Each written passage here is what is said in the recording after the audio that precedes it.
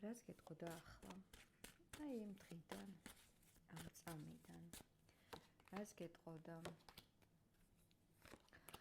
მე მივდივარ, ფაქტიურად წასული ვარ, მაგრამ ეს ყველაფერი არის ჩემთვის რთული. ვიღებ საკუთარ გადაწყვეტილებაზე პასუხისმგებლობას, მაგრამ ვაცნობიერებ, რომ ჭირდები. მე მაინც ვერ ვახერხებ შინგან წასვლას.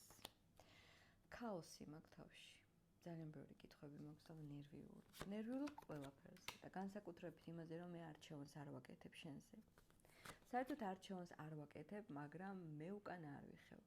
ეს ადამიანი გიყურებს ყველგან და აინტერესებს თუ რა ხდება შენ ცხოვრებაში ისე რომ ვიცოდე. ამას ნუ არ ვიცი ამდენად გეტყვის, მაგრამ ფაქტიურად გეუბნება, რომ მე მაინც გიყურებ შენ და მე ვიცავ ჩემს პოზიციას, იმიტომ რომ მე მართალი ვარ. არ ვირჩევ შენთან ურთიერთობას ბოლომდე.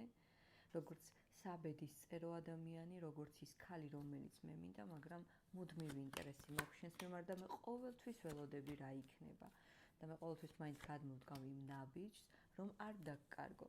თუმცა მე არა მაქვს ის პასუხები და ის შემოთავაზება ჩვენი ურთიერთობისთვის, რომ მართლა აქედან რაღაცა გამოვიდეს და შეიქმნას ნამდვილი მყარი კონტაქტი და არა ესე თავდაღირებაა ყველაფერი.